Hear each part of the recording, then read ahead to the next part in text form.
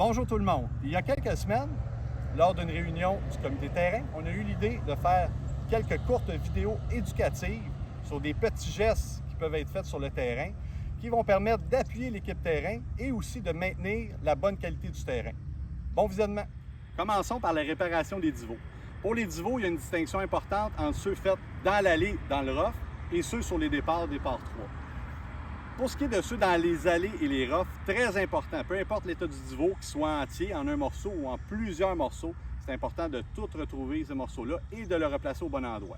Pour ce qui est du départ, quand mon divot est en un morceau en bon état, donc évidemment on l'oublie, mais on peut le replacer, même on le replace en appuyant bien dessus.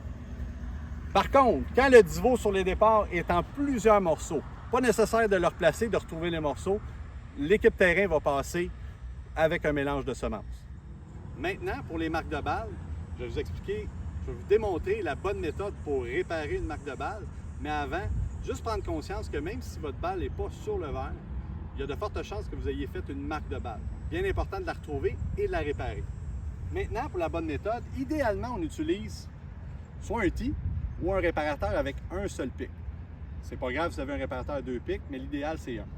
Donc, la première chose qu'il faut faire, c'est avec notre putter, d'aplanir la marque. Déjà là, elle a réduit quasiment de moitié. Ensuite, faire un trou au centre de la marque restante et de ramener le gazon.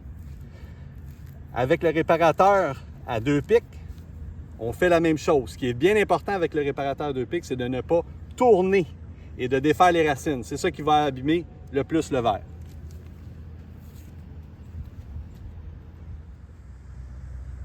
Pour les trappes de sable, très simple.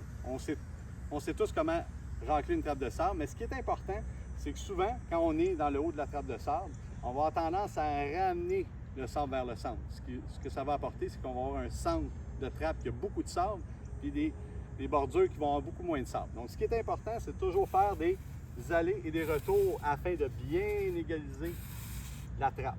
Pas juste ramener, pas juste pousser non plus. Donc, aller et on revient. Comme ça, le sable va être bien égalisé. Bien important, après avoir raclé, de déposer le râteau à l'extérieur de la trappe de sable dans le gazon. Pour les voiturettes, ce qui est le plus important, évidemment, c'est de respecter les consignes de la journée, que ce soit sentier seulement ou 90 degrés. Maintenant, quand vous circulez dans les sentiers et qu'il y a des flaques d'eau comme ça, pas avoir le réflexe de les contourner. Ralentissez et passez dedans. Si vous contournez, c'est là qu'on abîme le gazon. Même chose pour les allées.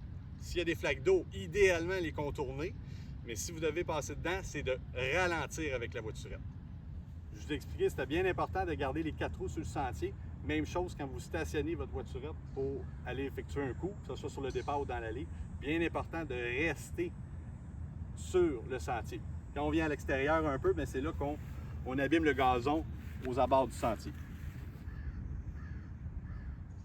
Détail important quand on joue au club de golf de Saint-Hyacinthe, étant donné qu'on peut se retrouver régulièrement entre 2 allées, quand on arrive à la balle, très important de l'identifier. Si elle n'est pas à nous, ne la ramassez pas, même s'il n'y a pas de golfeur autour.